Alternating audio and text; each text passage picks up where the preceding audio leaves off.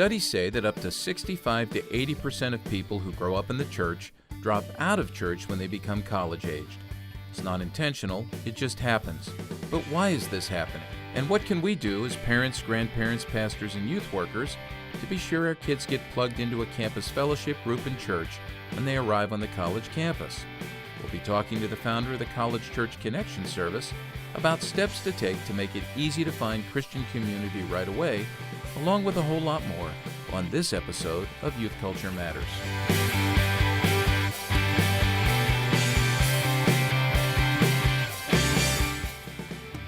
From the Center for Parent-Youth Understanding, this is Youth Culture Matters. If you're a parent, youth worker, educator, counselor, grandparent, or anyone else who cares about kids, we're glad you've joined us for this practical, informative, and hope-filled podcast. This is a place where together we talk and think Christianly about the rapidly changing world of today's children, teens, and young adults.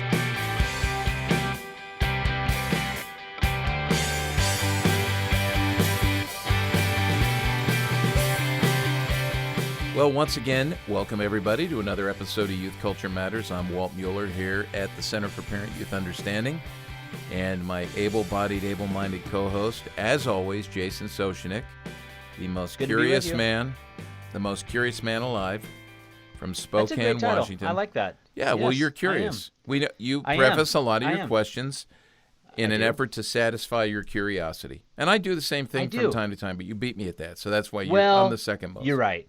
Well, I think you got it. Well, I think that's probably a good idea. Yeah.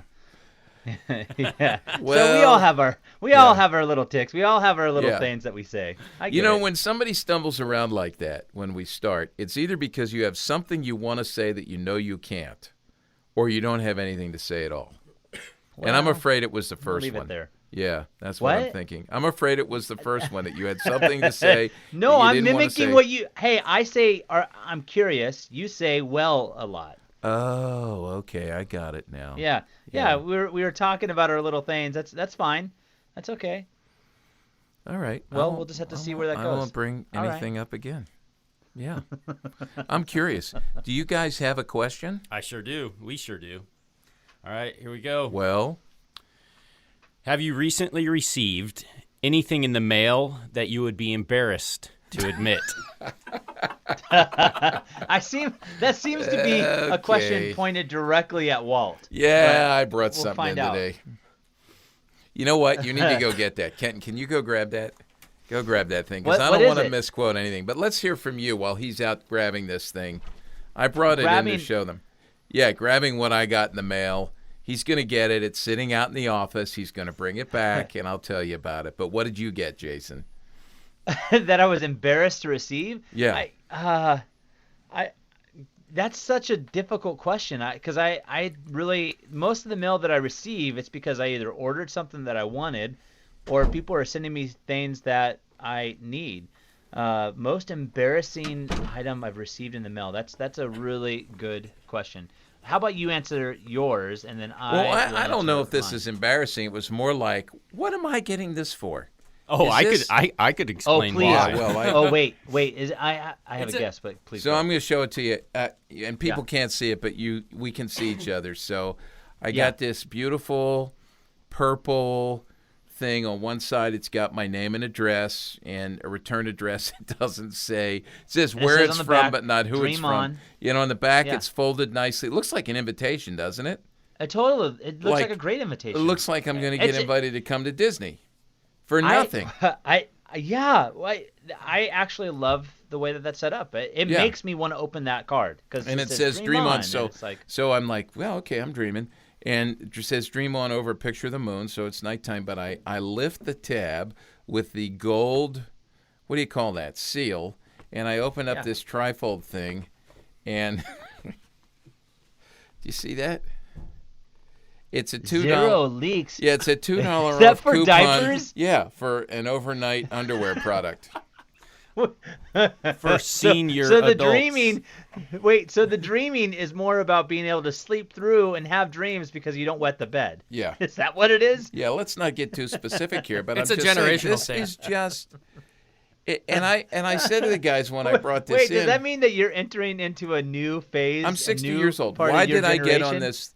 Why did I get on this mailing list? I turned 60 last summer, and I was insulted when I Oh. started to get the scooter ads. Now I'm getting this, and I've asked for none of it. I think our listeners need to send diapers to the CPYU No. office. Hey, by the way, Yeah. if you do, send newborn diapers because we do have a new granddaughter. So if you send them, we'll use You're them. not going to fit in those. Yeah. You're not No, gonna it's fit not in for those. me. What did you get? What have you gotten in the mail that Oh, man. you've been curious Man, I don't about? know if Can you beat this? I don't know if there's anything that I can share that would beat receiving an invitation to buy diapers. I don't even think I've gotten anything like that for our newborns or our children. Gosh, the most embarrassing thing that I've gotten in the mail.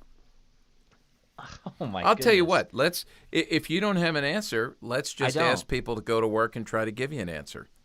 So we'll put your address, for Project 619 up on the podcast site. No, we're not going And to do then- that. I don't need Too to late. have a challenge Too to late. see if I can beat what you Too got. late. We've got a lot of youth workers listening. Go to work, folks.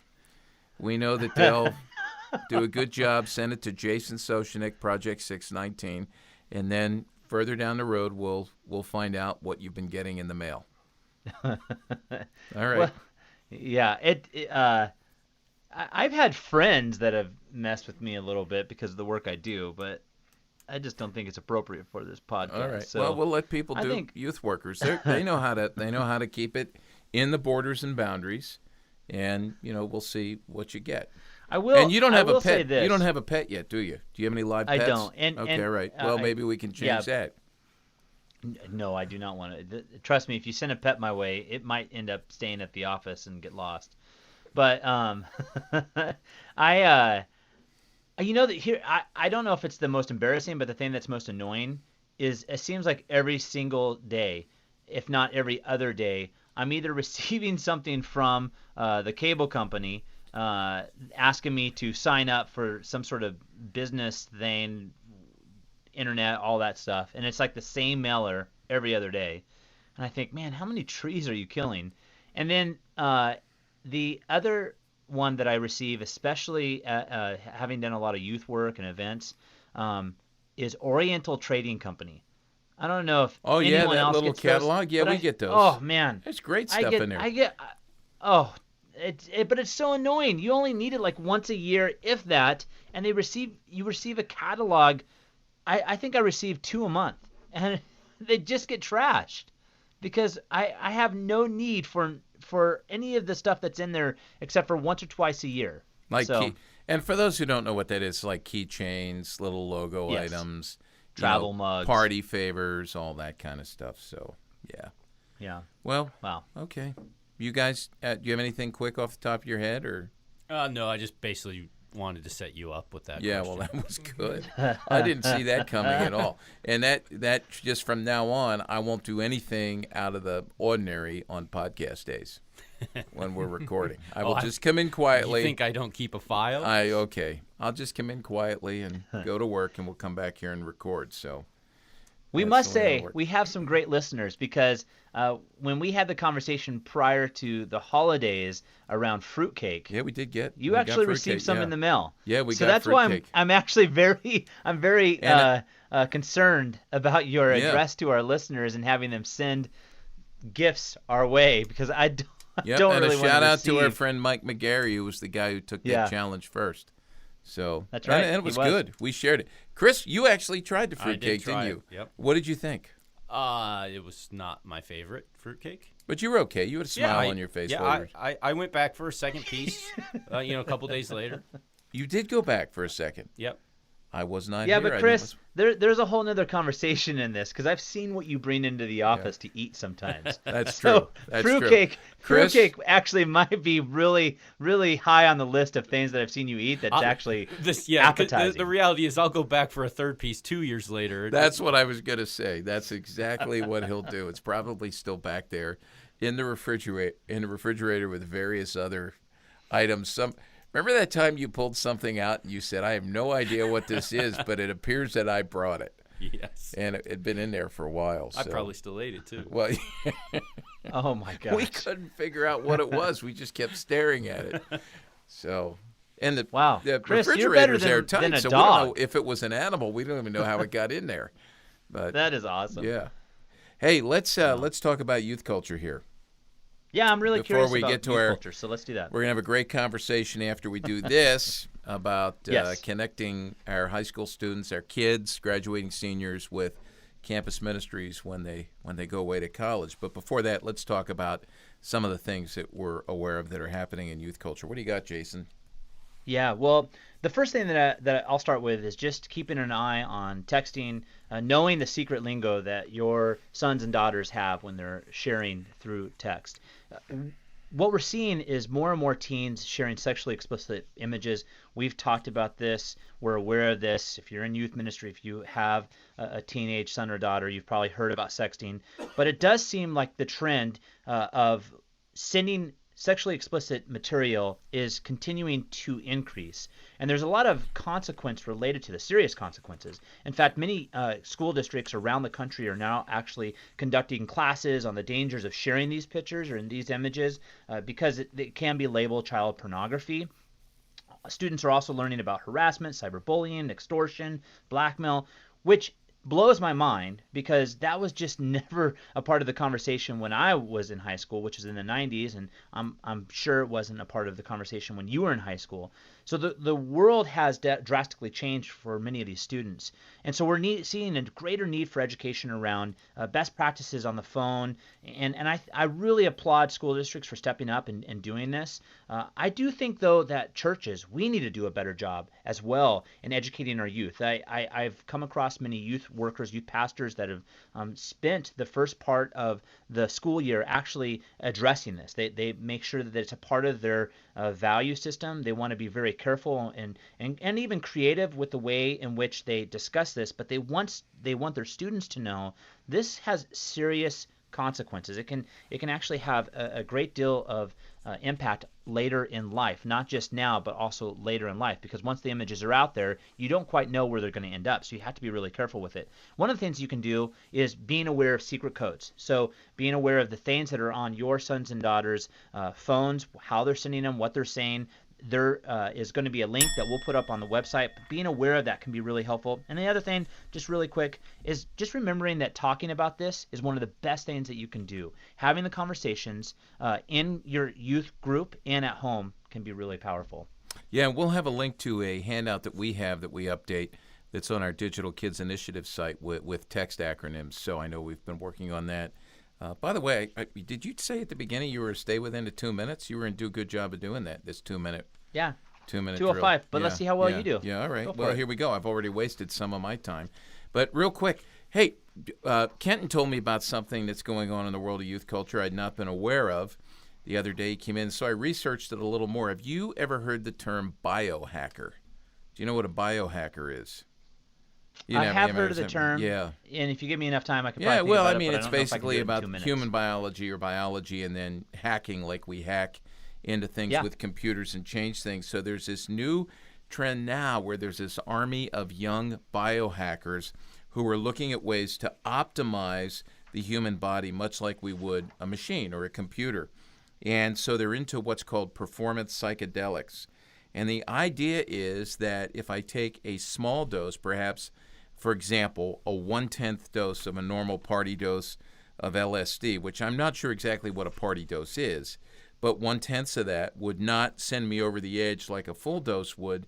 But if I'm in at work, I can take this and it will enhance my performance. So it's much like, kids who have not been prescribed some of the ADD drugs like Adderall or Concerta or Ritalin, whatever, who are taking those things in an effort as they're in school to get ahead or doing it at work. More and more young people are doing this, but trying to increase my ability to do a lot more in less time.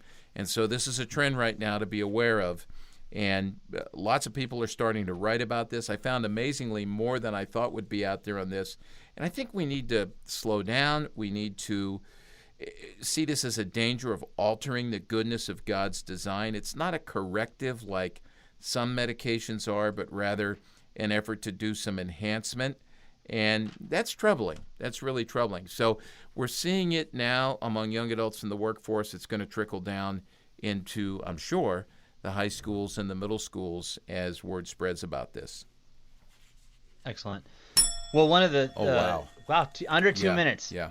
Somehow I feel like Chris and Kenton were actually just allowing you to go until you're finished. They would never do that. I can see the conversation they would having never taken place. do that. No, that's I actually counted it as a little bit more than 2 minutes, but that's fine.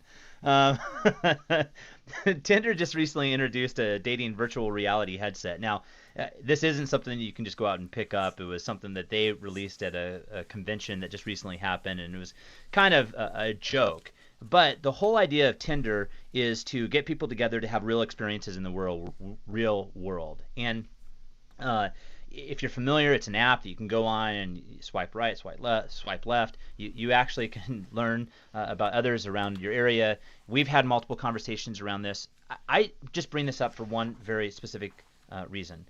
I think that we are moving into a new era around the issues of dating. And I think that we have to have really honest conversations around dating. We've got to establish values in our home, and we also have to establish values, I think, in our own church youth group around the issues of dating, because things like Tinder are not going to be going away anytime soon. The influence that these apps have are continuing to grow, and so we need to be aware of them, know the influence, but I also think that we've got to be talking honestly around relationships, specifically romantic relationships. How do we go about pursuing them? I know that from church to home, there's a lot of different values, but I think that if we can partner on these, we can be established in consistency around what we believe. I think it can actually have a huge impact then on how we go about speaking about the value of others, relationships that are romantic, kind of building a boundary around that. What does that look like? Because there is a lot that's happening. I see this in college campuses. We're going to talk today about colleges. And what we see is there is a difference between a secular campus and a Christian campus. But the issue of dating is one that is rapidly changing and is really missing because there's no conversations around it. They're going into relationships not really knowing what to do. And so apps like this is helping individuals step into relationships, but I sometimes wonder if it's helping them step into relationships that are not always the most healthy or the most biblical. So I just bring this up because I think it's an important one for us to be aware of, because trends are changing and we can have an opportunity to change those trends. That bell rang pretty quick, didn't it? Did you feel like that rang too fast? Yeah, that was good. I saw you speeding up there at the end. That was good, though. Well, thanks for sharing that. Okay. See, I'm wasting more of my time because I'm going to fit this in. But this one is, you talk about college campuses and the whole politically correct movement and some of the stuff that's happening on campuses regarding what we can say, what we can't say, what's trigger warnings, what is, demeaning to people. So the British Medical Association has issued some advice. It's a guideline in their official guidelines. This is not law. But they issued it to the 160,000 physicians that are members who work in their hospitals over there in the UK and are general practitioners. Here's what the advice is. It's a directive. They are being told, doctors are being told, to not call pregnant women mothers. They can't use the word mothers over fears that they might offend transgender people. So that's advice they've issued in their guidelines. And they've been told they should call in their language, mums-to-be, pregnant people instead of expectant mothers. So that really is an interesting development. And, look, as followers of Jesus, we have to be careful about the language that we use. We have to love people. We have to respect people. But at some point, where do we draw the line when lines that are being crossed it just maybe shouldn't be crossed? And I think we're becoming too concerned. And I read an interesting article, Jason. I'll just leave it at this because I know this could cause a lot of debate, and so it should, because we need to talk through these things. But I read an article in First Things magazine just recently that was written by a fellow named Peter Hitchens. He wrote an article called The Fantasy of Addiction, where he challenges the language of addiction and the way that we understand addiction. And I thought it was a very good article. One of my friends, Duffy Robbins, made me aware of it. And in there, he said basically, there is a great liberation that comes when against the spirit of the age, one blurts out what one knows to be true. And so just keep that in mind as we talk about some of these difficult issues, that as Christians we're called to be prophetic, and to not conform to the world. It's a good word. I think that the response that we have is multiple, but I think being able to be aware of these things is needed. Well, I'm going to switch just a little bit. You brought up the issue of sexuality. I'm going to just move right into another issue that we talk about a lot here on the podcast with regards to pornography. And you're familiar with Metallica, right? Well, oh yeah, I used to show the video Enter Sandman all the time. That was a good one. Yeah. A good one that we would deconstruct with youth Yeah. workers and parents. Long time ago. James Hetfield, the lead singer for Metallica, actually just narrated a documentary about the impact of pornography addiction. And I just think that we have more and more individuals that are starting to step out and have a conversation about its impact, pornography's impact. And I just applaud individuals that are having this conversation. Again, we've talked about celebrity and how it's used. And when it's used, I want to be really careful that we don't look at the celebrity, but we look at what's being said. And what's being said around the issue of pornography is really important to be heard. It's having an impact on the brain, on the community, on society. These are things that we know about pornography through research and through other data collection. And so it's really exciting when we have individuals that are using their celebrity to raise awareness of the impact that this is having. And so we can use things like this to be able to speak truth to our sons and our daughters, to our youth and our youth group. And so take opportunities, because there is a growing number of individuals and a great deal of research that shows the impact that pornography is having. Good. Well, lastly, that's no good. bell. That's right. And I made up for all the time that I had. There you go. Well, one last little bit of information to pass on that relates to our Digital Kids Initiative, that relates to a lot of the conversations I've had with moms and dads about cell phones. There seems to be a growing amount of traffic on the internet where people are asking questions. Hey, at what age should I get a cell phone? You know, it used to be this, or let my child get a cell phone. It used to be that it was the 15 and 16-year-old high school kids who were coming home and saying, hey, I'm the last kid in the school, you know, or the world or the universe to not have a cell phone at my age, the last 16-year-old, last 15-year-old. Now we're down to 7 and 8 years old. And so we've got moms and dads. Typically, it's the moms of the elementary school kids who will ask us about this. And just in the last week, I've had the mom of an 8-year-old ask me. I've had the mom of a 10-year-old ask me. And there really is no strict answer on this. And obviously, we have to be looking at the need to train our kids to deal with the digital tools that they will have and they will enlist for the rest of their lives. We want them to think critically and Christianly and use them critically and Christianly in ways that bring honor and glory to God and not to the kingdoms of the world, the flesh, and the devil. But I'm just going to throw this out, that some of the advice that's coming out right now is, and I think it's good advice, that you should look at what the purpose of the cell phone is for that child. In other words, if you just want it to be a safety device, you're going to have very limited access, which I think is extremely wise for young kids who can't manage these things themselves. In a day and age filled with predators, we've talked about sexting, just way too much vulnerability there. I think we need to look at the safety considerations as well. There's some bleed over from what we just talked about there with predators and things like that. And then the behavioral considerations. At what age can a young person really be responsible? So if you're going to put it in the hands of an 8, 9, or a 10-year-old, you better have your hands on it as well and put up some big borders, boundaries, and parameters. Well, that said, and by the way, just to remind everybody, if you go to our homepage, cpyu.org, look for the podcast page, Youth Culture Matters there. You will find there links to all the articles we've talked about here and everything that's going to be mentioned after we come back from the break. We're going to have a conversation with Sherri Nee, who is a person who has done some great work in the area of helping high school students, Christian high school students, transition to college and continue to pursue and grow in their faith. We'll talk to her when we come back after this break. Stay with us.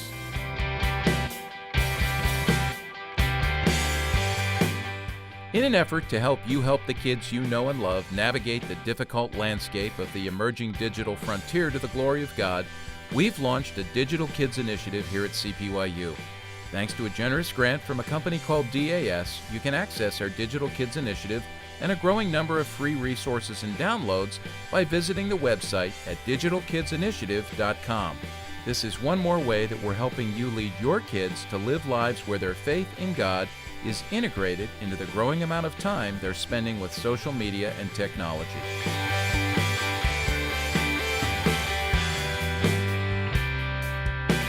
Welcome back to Youth Culture Matters, here with Walt Mueller, and we have today's guest, Sherri Nee.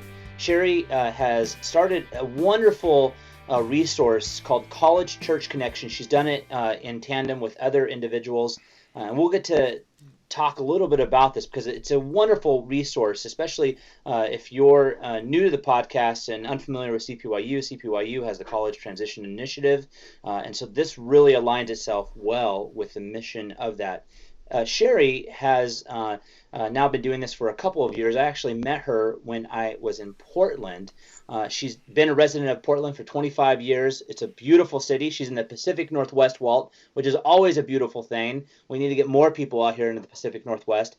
She has 3 kids, and she actually has a master's in journalism, was at one time a reporter, which is, I think, lent itself really well to working with a college church connection. So, Sherri, thank you so much for joining us on the podcast. We're really excited to have you here.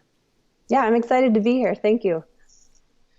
Well, I think one of the best places for us to start really is to dive into some of this conversation around the college church connection. So can you just explain a little bit about what the college church connection is, how it started, and what its purpose is?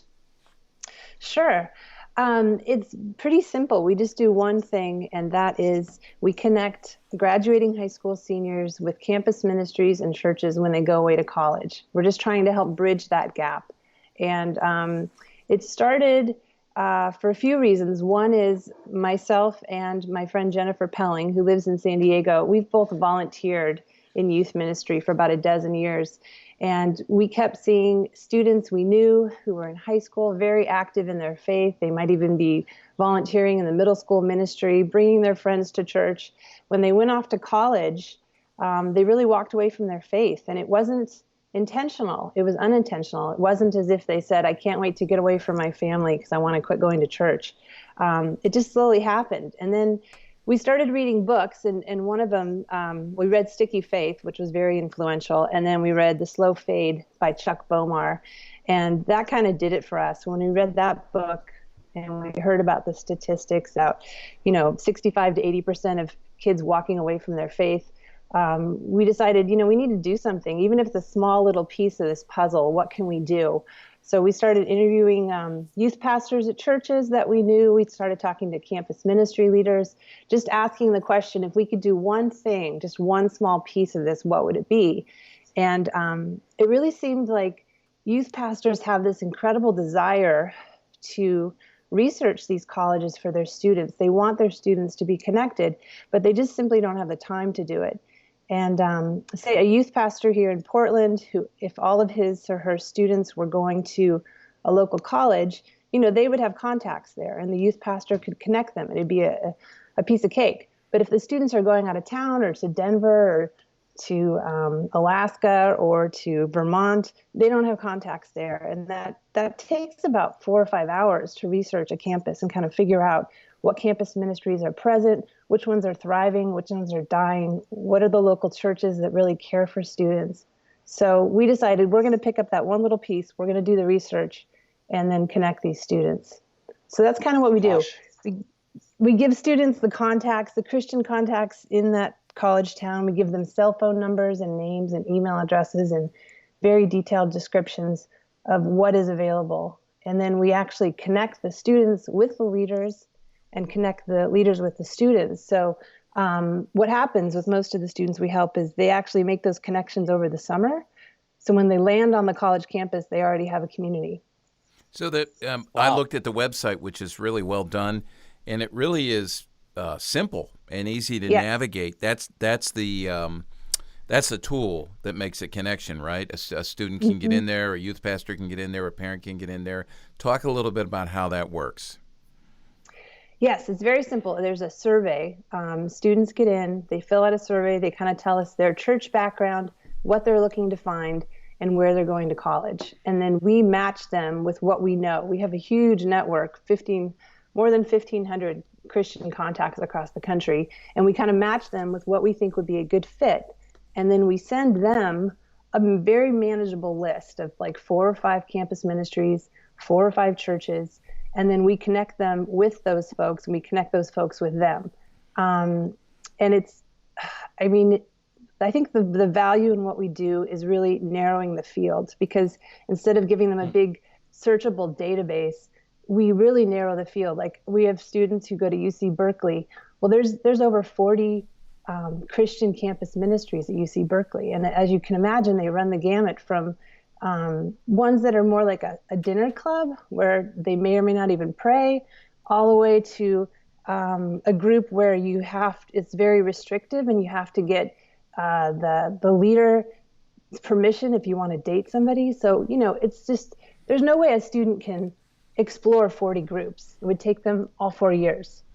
Does the, and I'm just curious about this because I haven't gone in there, and plugged anybody in, but does the I guess the curating of this or the matching of students to campus ministries and churches, is that done individually? Do you wade through every one, or is there some sort of mechanism in the website? I'm just curious as to how that works.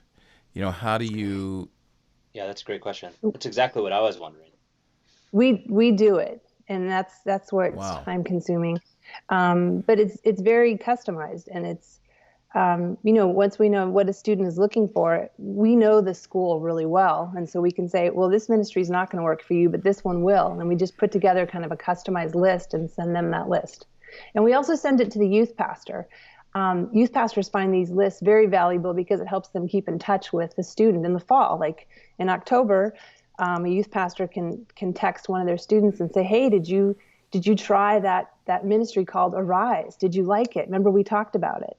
So it's a great way to kind of remind the student, because it's very overwhelming when you get to college. There's so many exciting activities to do, and you're still trying to figure out your schedule of how much time you have to study and when you're going to sleep and all of that. So I'm really impressed with the individualized nature of that. Can I just ask numbers-wise, like last summer, how many students did you match with ministries and churches?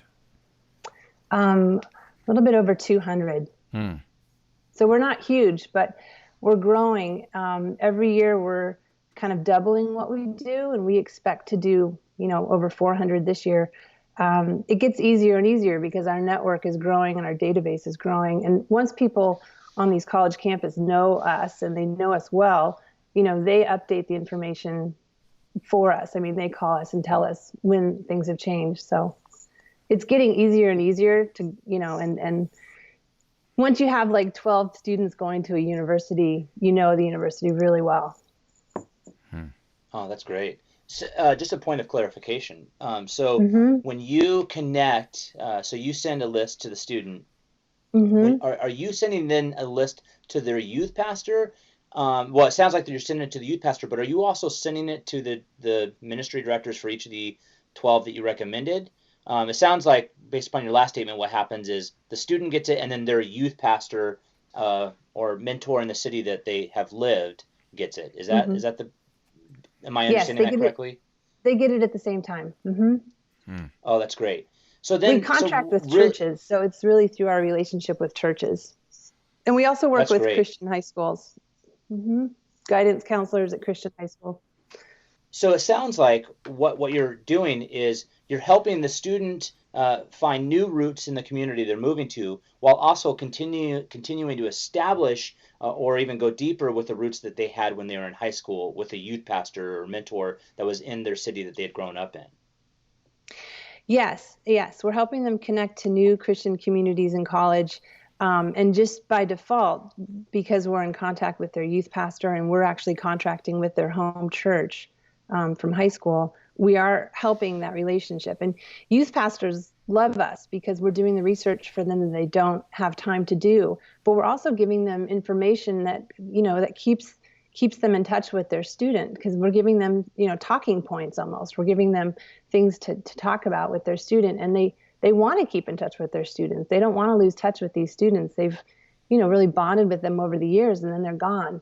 And most youth pastors, are thinking long term. They don't think graduation, our relationship ends. I mean, they think graduation and I want to keep in touch with you the rest of your life. So it's been helpful for both. Sherri, and can I ask a question about the college students that you work with and the schools they go off to? Have you had enough experience with this to see any difference between those who head off to a non-sectarian school and those who head off to a Christian college? Because, I'm guessing that the pressures we talk about this all the time, they're exactly the same, and the ability and opportunity to fall out of fellowship is equal. You can do it just as easily on a Christian college campus as you can. I don't know, maybe it's even more easy. Do you have any sense of that? Yes. Just from what we've seen, kids going to a Christian college, they have ministry fairs, they have church fairs, they have carpools set up, they have Bible studies on each floor of every dorm. I almost feel like if you go to a Christian college and you lose your faith, it's kind of your own fault, because it's available. All those resources are out there. When you go to a large public school or a private college, those resources are not out there. And in some ways, they're kind of hidden, and you have to search for them. And when you search for them, you have to know what to look for. And there might be a ministry that's called Grace, and you don't know if that's a solid ministry or not. So it takes a lot more work. And that's why we're doing what we're doing. It takes a lot more work to find those ministries.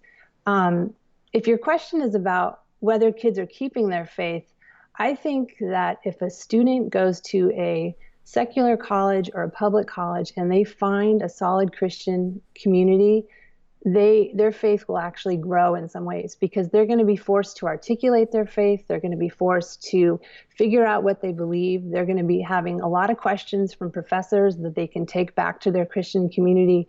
They're going to have to struggle with some doubts that kids who are going to Christian colleges may not have to struggle with for years. So I think the opportunity is amazing to grow in your faith at both, but one is going to take more work to find that community. Yeah. Does that make sense? Oh yeah, and my fear is always, because I went to a Christian college, and I grew up in the Christian subculture, that it's very easy to get very lazy and walk around with this unspoken assumption that just somehow there's this spiritual osmosis that's taking place because I'm in this culture, and when in fact you do very little work in terms of spiritual formation and growth. You don't seek that. You just think it's happening, and really nothing positive can be happening. That's the reality. And so, yeah, I just wondered if you had seen that tendency. Yes. Yeah. But then we're really focused on helping the students who are having trouble finding Christian communities. And that's our goal, is to kind of search those out for them. So we don't stay in touch so much with the students who are heading off to Christian colleges. But I agree with your statement. I think it's based on how motivated the student is. I think one of the most alarming things is just how much of a student's faith is kind of left to chance. I mean, you talk about these kids, and I've experienced this with my own kid, but when a parent takes a student to college, they're so excited for the parent to leave the dorm room, right? I mean, they're like, let me set up my own room. Hey, it's been great. I had breakfast with you. It's time for you and dad to leave. But the moment the parents leave tends to be the loneliest moment of that student's life, because all of a sudden they have to start over. They have to create a brand new community, and it's scary. And what we've talked to a lot of students, and if someone comes by their dorm room and says, hey, there's this amazing ultimate Frisbee tournament 2 blocks away at this church, do you want to go with me? They will jump at the opportunity and they will go, and they could get connected to a Christian community the next 4 years. But if someone comes by their dorm room and says, hey, there's a keg party 2 blocks away at this guy's house, do you want to go? They'll jump at that opportunity because they're desperate to form community. And, people on campus tell us again and again how students spend their time, the choices they make the first couple weeks of college set the course for the next 4 years. So that's why it just seems so vital to us to make those connections with those Christian communities before they even land. You know what? What's got me thinking about, Jason? I'm reading, I haven't told you this yet, but I'm reading this book that was written in the 1650s by Thomas Brooks, a Puritan, and it's all about how the enemy works. It's about Satan's devices and, how we get trapped. And one of the things I just read this morning is about the people we surround ourselves with. And that's what you're saying, right? I mean, basically, the people we choose to surround ourselves with, and he's so doggone eloquent, this guy, because he wrote 400 years ago. It's just so much better than the way we talk now, and so much deeper. But it's convincing. And what you're talking about here is exactly the same thing. Mm-hmm. So yeah, Jason, you were going to ask a question. Well, I think that. Well, I'm curious about the results. I'm curious about some of the things that you've seen with this, but we're going to need to take a break. And so when we come back, I do want to talk a little bit about what you've seen with some of the results. I'm also really interested in how many, real quick, because you're from Portland. I'm sure that it's kind of birthed out of Portland and some of the schools in the Northwest. But how many different schools are you now connecting students in?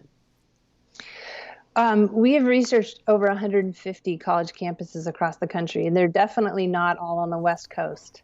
And we're looking to double that. We're looking to grow. And so every time a student I just did a report last week on University of North Carolina, and we've been waiting to do University of North Carolina. So I was excited that a student had requested information, because that gave us the excuse we needed to research that school. So it's about 150 and growing. That's great. So if there's someone that's listening that has students and they think this is a great resource, they can connect with you, and you would love to do some of that research then? Yes, they just have to go to collegechurchconnection.org. It's really simple. And as always, we'll include that link. Everything we talk about here, go to the podcast page at cpyu.org, and you'll find all that. We will. Well, we're going to take a quick break. And then when we come back, our favorite Take 5 will happen, and then we'll also dive back into some of the results and a few other items around the College Church Connection. We're here with Sherri Nee. We're going to take one break. We'll be right back with you.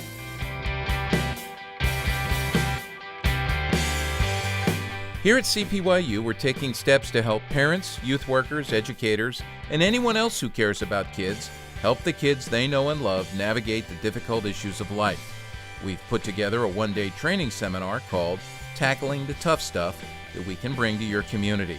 Over the course of the day, Mark Penner and I will provide information and practical steps you can take to address narcissism, pornography, self-injury, depression, suicide, and a variety of other tough issues kids face in today's world. To learn more about bringing Tackling the Tough Stuff to your church or community, go to cpyu.org/toughstuff or call us at 1-800-807-CPYU.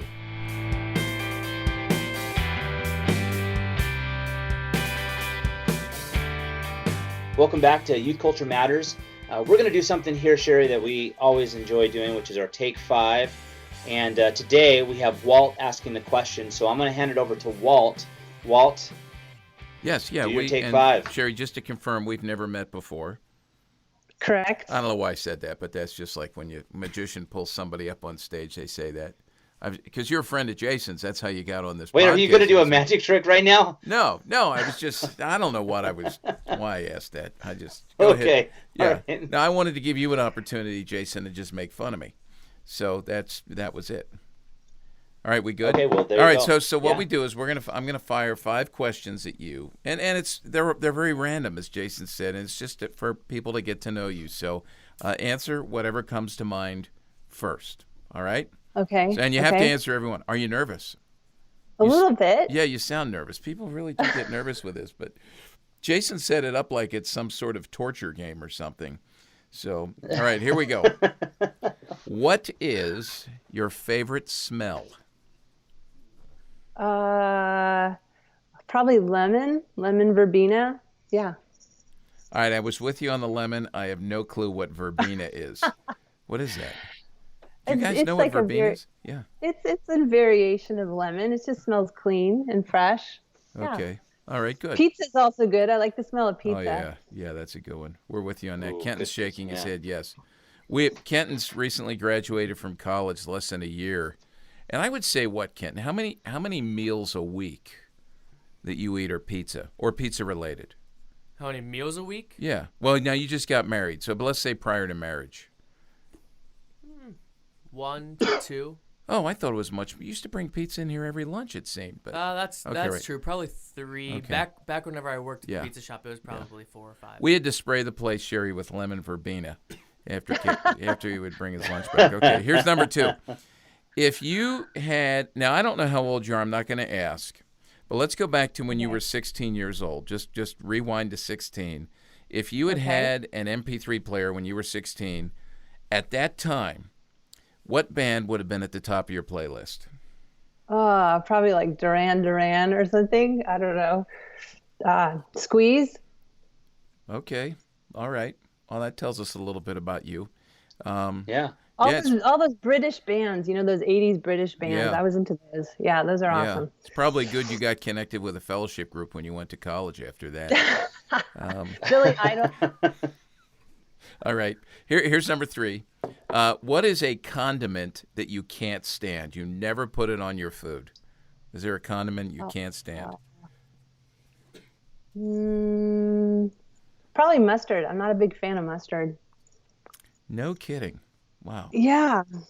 You're in good company there because I just listened to a podcast on NPR, an interview with Joe Buck. And he told a story about when he was a kid, he couldn't stand mustard.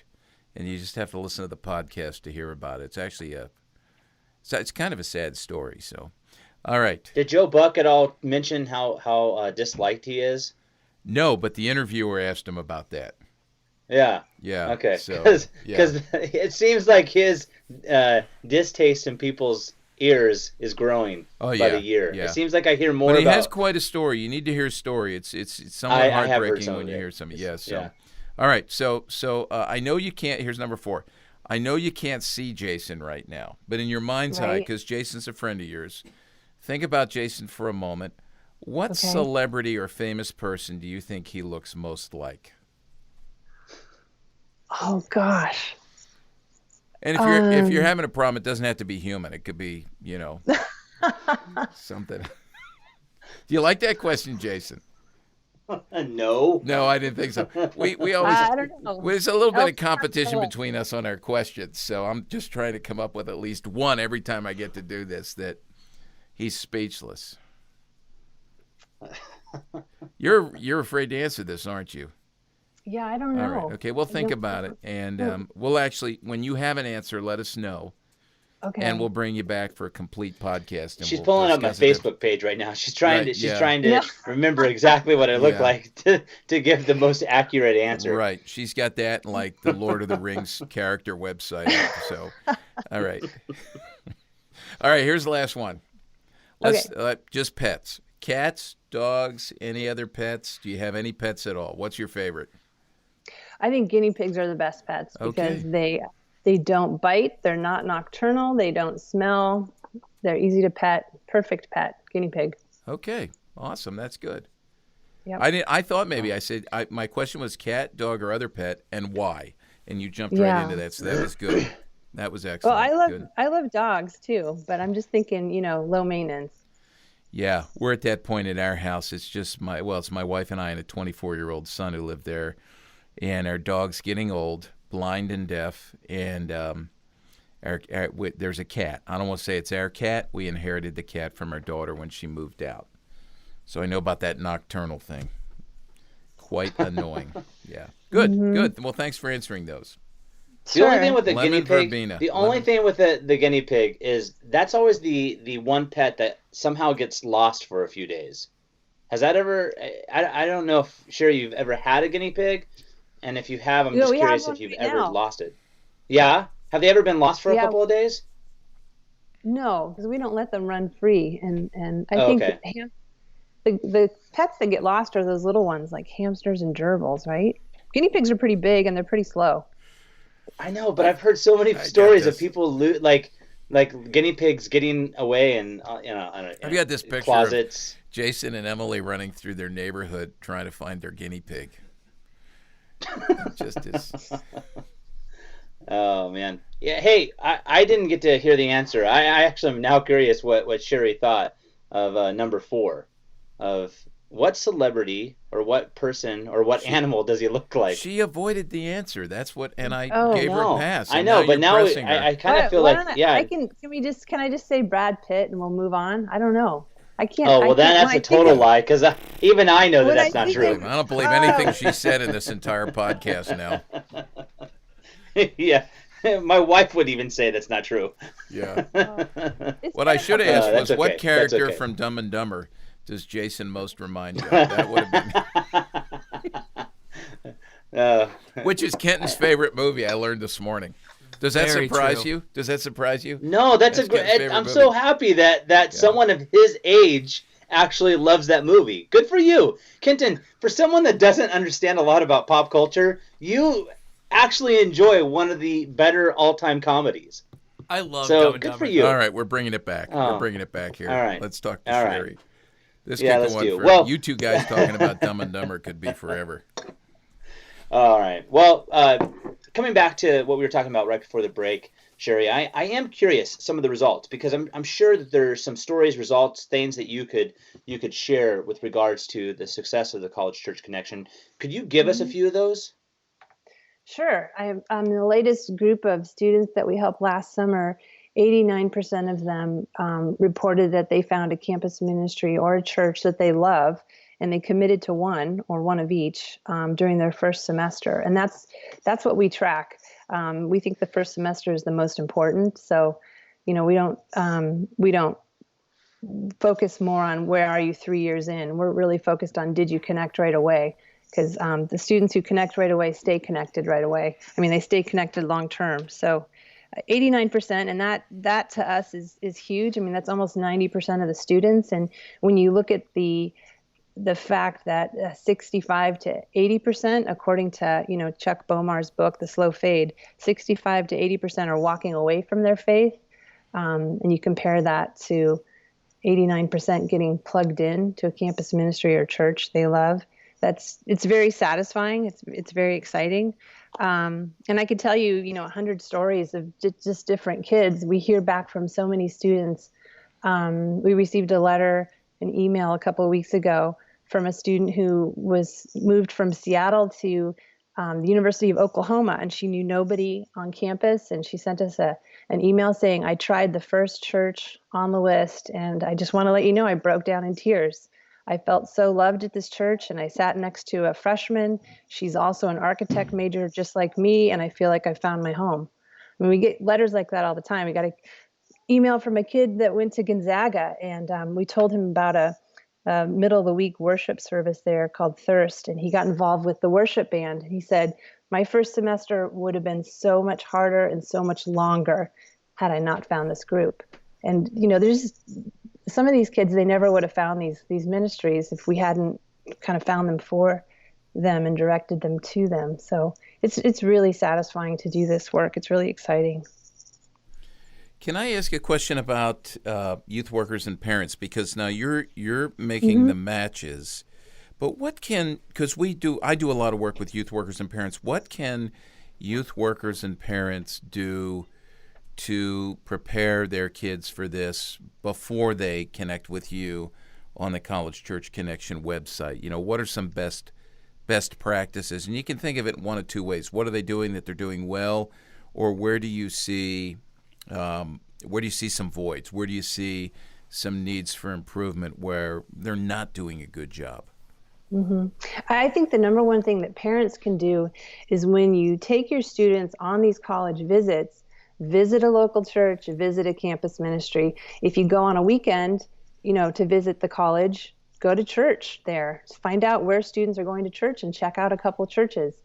You could go to a morning service and an evening service and check out 2 different churches in one day. And if you go during the week, find out who the campus ministries are and go visit those large group meetings or even a small group meeting. The campus ministries absolutely love it when prospective students contact them and say, hey, I want to see what your large group worship service is like. Can I come? They absolutely love that. So there's no reason to think about campus ministries and churches after you've been accepted and after you arrive on campus and after you unpack. This is something that people should be thinking about as they make their college decision, and it should be integrated into the college visits. It's that important to me, and I think it should be that important. It makes such a huge difference. So that's my number one recommendation for parents.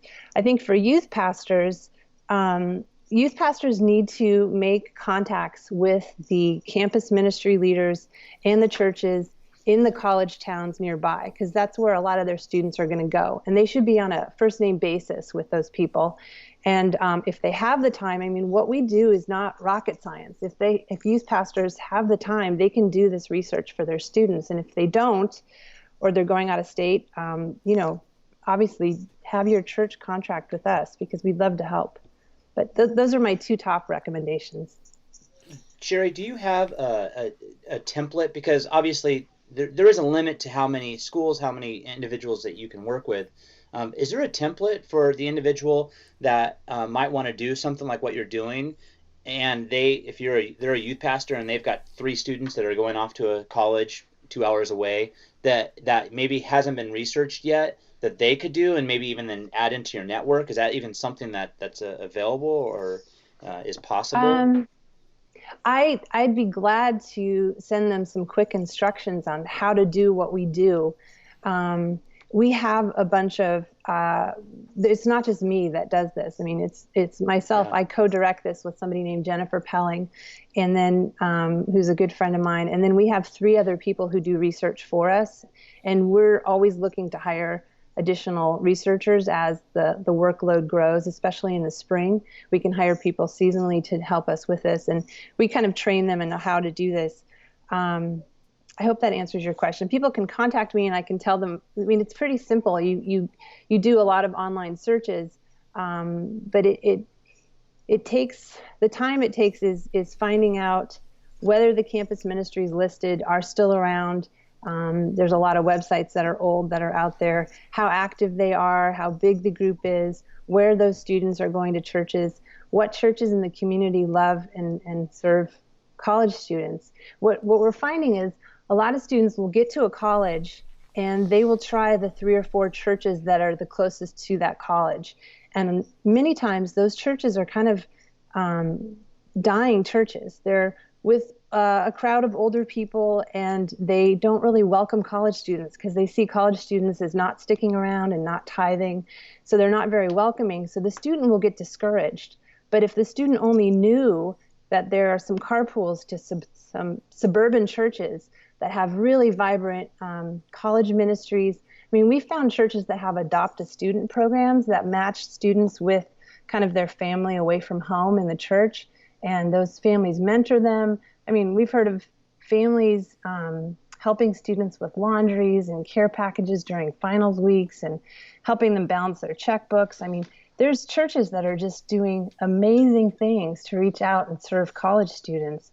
And the college students, in turn, they really bring life to a church, and they volunteer their time. They may not tithe a lot, but they volunteer in youth ministry, they volunteer in the music ministry. So it's really a win-win for the student and for the church that's receiving them.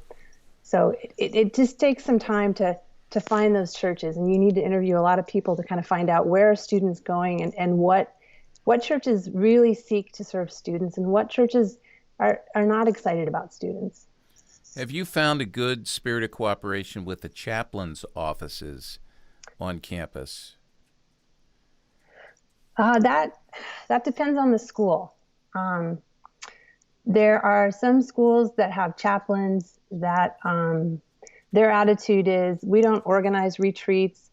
Our goal is not to organize anything, but if students come to us, we'll be glad to help them out. And then there are some chaplains who are very involved and are very welcoming and offer office space to all the campus ministries. There's a group of schools that have Christian study centers, and I don't know if you're familiar with those, but those are just incredible. It's when a local church or a local donor purchases a house or some sort of building on a college campus, and they offer office space and meeting space, small group space to all the different campus ministries.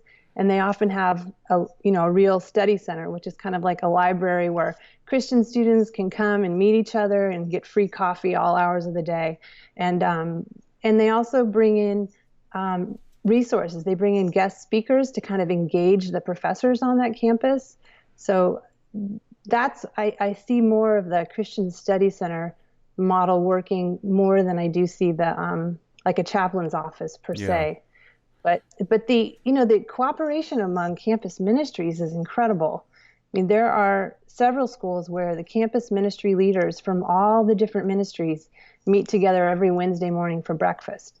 And they pray together for their campus, and they actually kind of swap students. Like one person might say, hey, I'm with this campus ministry, and I have this student that really needs to delve deeper into their faith, and we're more of an outreach ministry, and so I want to pass him along to you, and you might pass along a student to me who's really a baby Christian and needs a different kind of mentoring. So I love that. That's been wonderful to watch that happen. Yeah, I'll just throw in that my experience has been that many times the chaplain's offices, this is somewhat negative, but many times they would take the approach, I'm in charge of spiritual growth and development on campus, however they would define that. So they would be fairly parochial and territorial. And then the other thing is that parents and youth workers need to be aware that many times the chaplain's offices on a campus are not really orthodox theologically in their understanding or gospel-centered. So, you need to, just as you talk about churches and being discerning as it relates to churches, you need to do the same thing with a chaplain's office. Exactly, yeah. And a lot of the chaplain's offices are really more focused on interfaith dialogue.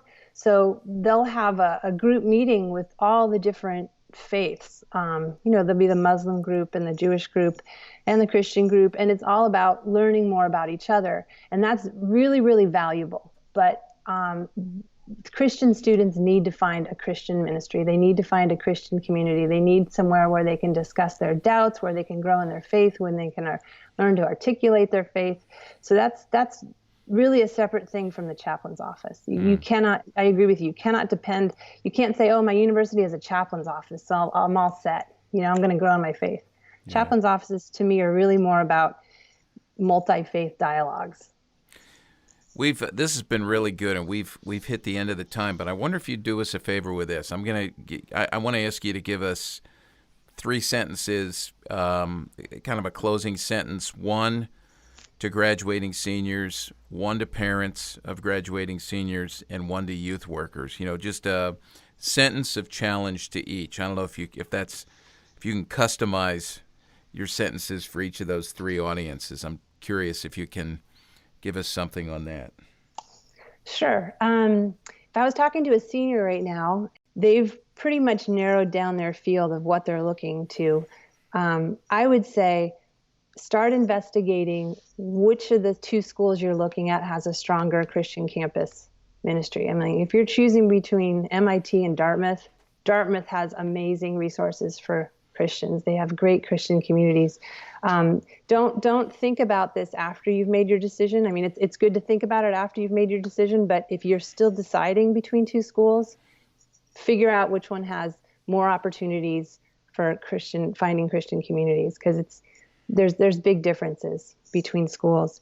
In terms of parents, I would say, make your last minute college visits include campus ministry visits and some exploration of the local churches in town.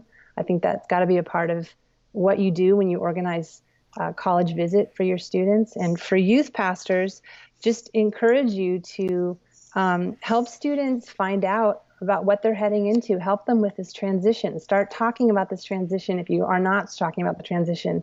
And there are a ton of great resources. As I said, College Church Connection is just helping with one little piece of this whole puzzle, but there are groups like Grad Guides from Cru, a guy named Ben Burns, who's a friend of mine. He does amazing seminars, free resources for parents. There's Sticky Faith is an amazing book by Kara Powell. That's a great book for youth pastors if they haven't read it. It's all about the college transition.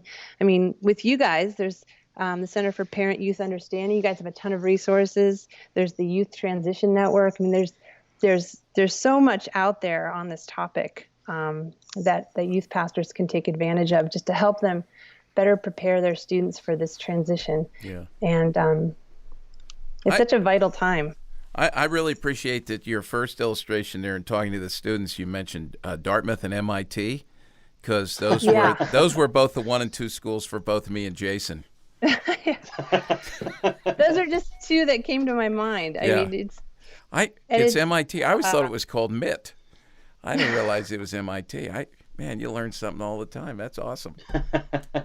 Those two weren't on my radar at all. So that's good. Well, even if you're deciding between 2 community colleges, I mean, look and see, because one community college could have a great campus ministry and one may not. I mean, there's a community college here in Oregon that I just love. There is a retired missionary who takes PE classes at this college, specifically just to meet students and to talk to them about Christ. I mean, there are just wonderful people out there working in campus ministry. You just have to find them.